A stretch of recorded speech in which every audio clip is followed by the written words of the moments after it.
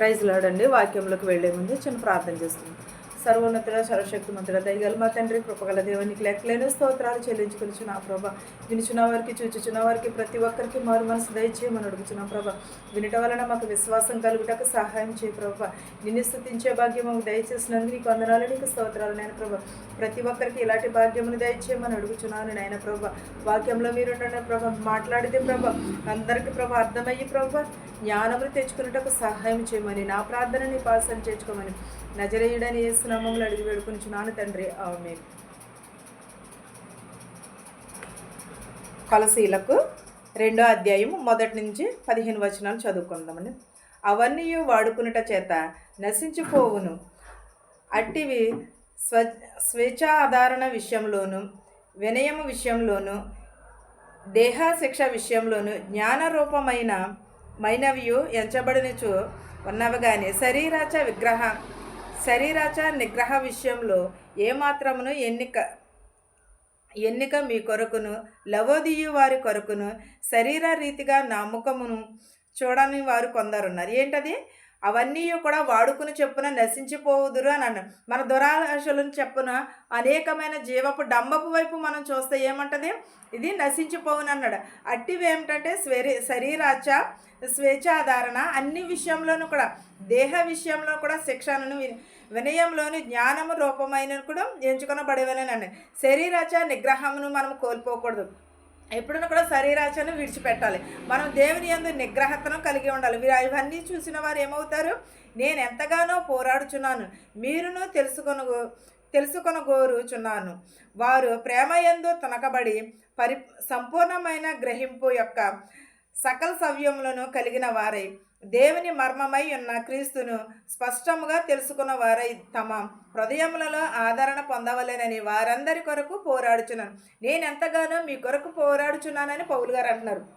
ఎందుకంటే పిలిపిలి సంఘములకు వ్రాసిన కొలసీలకు పత్రిక కాబట్టి వారితో చెప్పుచున్నాడు. ఆయన బోధన చేయుచున్నప్పుడు ప్రేమను కలిగి ఉండండి అంటున్నాడు. సంపూర్ణతను గ్రహించుడి అని అంటున్నాడు. సర్వశరీరులై ఉండమని అంటున్నాడు. క్రీస్తునందు స్పష్టముగా తెలుసుకున్న వారే తమ హృదయములలో ఆదరణ పొందుకొనవలేనని అంటున్నాడు. మనం ఎవరి యందు ఆదరణ పొందుకోమని అంటున్నాడు? క్రీస్తుని యందు మనము ఆధారమును పొందుకునిడి అని అంటున్నాడు. ఆదరణ పొందవలేనని వారందరిని కూడా వేడుకొనుచున్నాను. 5వ అధ్యాయం అండి. బుద్ధి జ్ఞానములు సర్వసంపదలు ఆయన యందే క్లుప్తములై ఉన్నవి. ఎవరి యందు క్లుప్తములైన బుద్ధి జ్ఞానములు మన దేవుని యందే ఉన్నవి.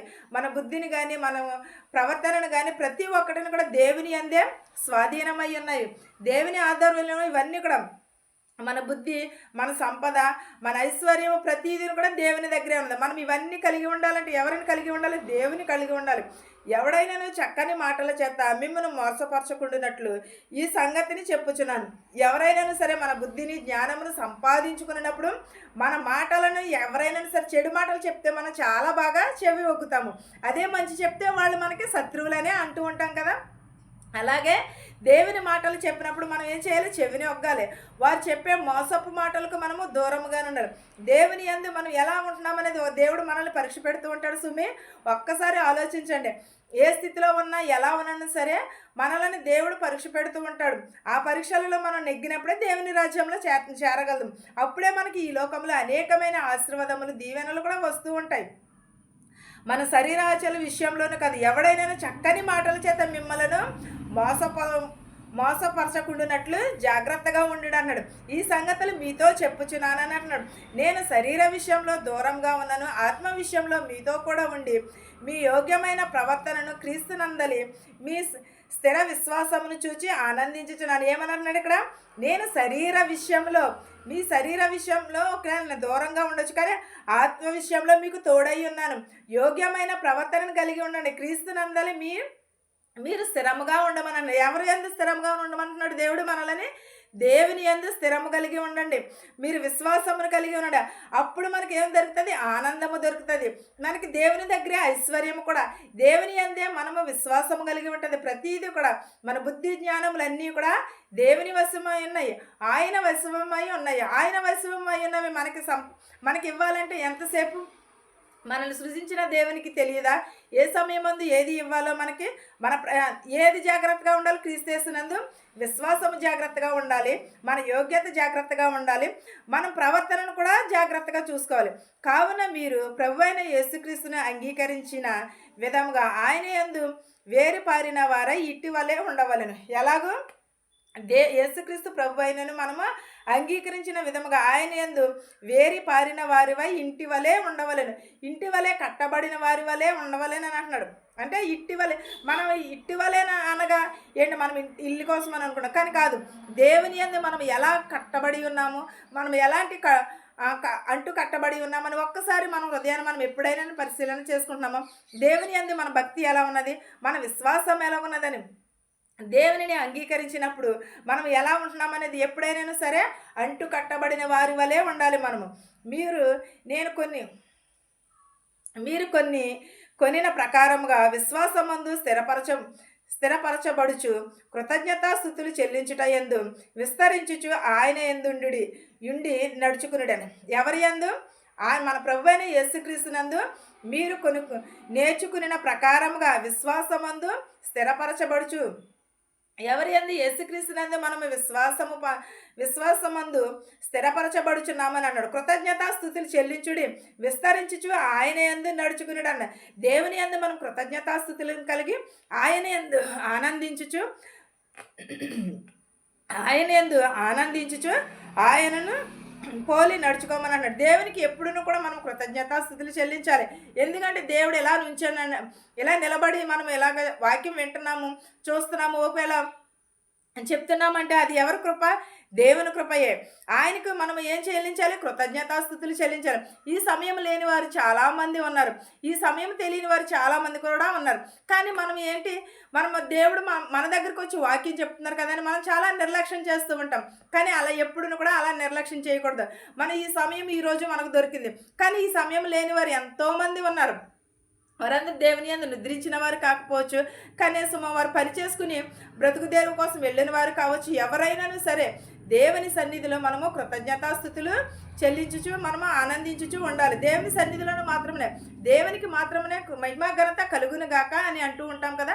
అలాగే దేవునికి మాత్రమే మహిమా ఘనత కలుగునని మనము ఎప్పుడూ కూడా దేవుని కృతజ్ఞతాస్తుతులు చెల్లిస్తూ ఉండాలి. ఆయనను అనుసరింపక మనుషులు పరాక్రమచార్యమును అనగా ఈ లోక సంబంధమైన మూలపాఠములను అనుసరించి మోసకరమైన నిర్ధారక తత్వము జ్ఞానము చేత మిమ్మును చెరపట్టుకుని పోవువాడెవడైనను ఉండినేమో అని జాగ్రత్తగా ఉండి. ఎలా ఉండాలి మనం దేవుని యందు? ఆయనను అనుసరింపక మనుషులు చార్యమును అనగా ఈ లోక సంబంధమైన మూలపాఠములను అనుసరించి మోసకరమైన నిర్ధారక తత్వము జ్ఞానము చేత మిమ్మును చెరపట్టుకుని పోవువాడెవడను ఉండినేమో అని జాగ్రత్తగా ఉండాలి. మనం వింటున్నాము, మనం త్రోవ పక్కన పడిన విత్తనముల వలె ఉన్నామా, లేకపోతే మంచి నేలను పడిన విత్తనముల వలె ఉన్నాము? మనం మనుషులము ఎలా ఉన్నాము? ఒక్కసారి మన హృదయాన్ని ఎప్పుడైనా మనం పరిశీలన చేసుకున్నామా? ఎప్పుడైనా గ్రహించామా? లేకపోతే అది మన హృదయంలోకి ఎప్పుడైనా ఆలోచన వచ్చినదా? నేను దేవుని యందు ఎలా ఉన్నాను, దేవుని యందు నేను ఏమి స్థిరము కలిగి ఉన్నాను, దేవుని యందు నేను ఎలా ఉన్నానని ఒక్కసారి మన హృదయాన్ని మనం పరిశీలన చేసుకున్నామా? ఒక్కసారి మనం జ్ఞానమందును కాదు, తెలివి యందునే కాదు, మనము మనుషుల యందు ఈ లోక సంబంధమైన మూలపాఠములను అనుసరించు. ఈ మనుషులైంది మనం ఏమి కలిగి ఉండాలి? జాగ్రత్తలను కలిగి ఉండాలి. మనం మోసపోకుండా మనం జాగ్రత్తను కలిగి ఉండాలి. దేవుని వైపును మనము చూడాలి తప్ప కానీ ఈ లోకపు వైపు కాదు. ఏలయనగా దైవత్వం యొక్క సర్వ పరిపూర్ణత శరీరంగా క్రీస్తునందు నివసించుచున్నది. ఎలా నివసించుచున్నది? మన శరీరమును మన ఆత్మను కూడా యేసుక్రీస్తునందే మన శరీరమును మన ఆత్మను కూడా నివసించుచున్నది. మరియు ఆయన యందు మీరును పరిపూర్ణులై ఉన్నారు. ఆయన సమస్త ప్రధానులకును అధికారులకును శిరసై ఉన్నాడు. ఎలా ఉన్నాడు దేవుడు మనకి? ఆయన ప్రధాన యాజకులకు ప్రభుత్వమునకును కూడా ఎమ్మెల్యేలకు ఎవరికైనా సరే మన దేవుడు ఆయన యందు మీరు పరిపూర్ణులై ఉన్నారు కనుక సమస్త ప్రధానులకును అధికారులకును శిరసయ్యి ఉన్నాడు. ఎవరికి ప్రధానులు కానీ ముఖ్యమంత్రులు కానీ ఎవరికైనా సరే దేవుడు మనకి శిరసయ్యి ఉన్నాడు. మనం శిరస్సును కలిగి ఉన్నాము. అందుని బట్టి దేవుని యందు మనము ఎలా ఉన్నాం, మన ప్రవర్తన చాలా జాగ్రత్తగా చూసుకోవాలి. మీరును క్రీస్తు సున్నతి యందు శరీరాచలతో కూడిన స్వభావమును విస్తరించిన ఆయన యందు చేతులతో చేయబడిన సున్నతిని పొందితిరి. ఎవరు యేసుక్రీస్తు వారు సున్నతి చేయబడినప్పుడు దేవుని సేవనికి మాత్రమే మనము దేవుని సేవలో కొనియాడబడచాము. మా పురుషులందరూ కూడా సున్నతి చేసుకుంటేనే కానీ తప్ప కానీ దేవుని సేవలో కొనియాడబడలేరని మనం చాలాసార్లు చెప్పుకున్నాం. క్రీస్తునందు కూడా స్వభావమును కలిగి విస్తరించిన ఆయన యందు చేతులతో చేయబడిన సున్నతిని పొందుతున్న ఆయన యందు యేసుక్రీస్తునందు చేయబడిన సున్నతిని పొంది ఉండాలి. మీరు బాప్తిసమందు ఆయనతో కూడా పాతిపెట్టబడిన వారై ఆయనను మృతులలో నుండి లేపిన దేవుని ప్రభావమందు విశ్వసించుట ద్వారా ఆయనతో కూడా లేచిరి. మరియు అపరాధము వలనను శరీరమందు సున్నతి పొందక ఎండుట వలనను మీరు మృతులై ఉండగా. ఏంటి, మనం బాప్తిసం పొందకపోతే పరలోక రాజ్యం చేరరు. మనం బాప్తిసం తీసుకోవాలి, ఈ లోకంలో సంబంధమైనంత మట్టుకు పరలోక రాజ్యం వెళ్ళాలని ప్రతి ఒక్కరూ అనుకుంటారు. కానీ పరలోక రాజ్యం వెళ్ళాలని అనుకున్నప్పుడు మనం ఏం చేయాలి, బాప్తిసం పొందాలి. ఒకవేళ మృతులైన తర్వాత వారిని లేపబడుటకు ఏం చేయాలి, బాప్తిసము పొందాలి. లేకపోతే బాప్తిసం పొందకపోతే కాల్చివేస్తారు, కానీ వారిని సమాధి పెట్టిలో పెట్టకూడదని దేవుడే చెప్తున్నాడు కదా. మృతులలో నుండి లేపబడిన దేవుని ప్రభావం ముందు విశ్వాసం ఉంచడం ద్వారా ఆయనతో కూడా లేపబడితీరని అన్నారు. బాప్తిసము పొందితేనే, లేకపోతే లేపబడరు అని.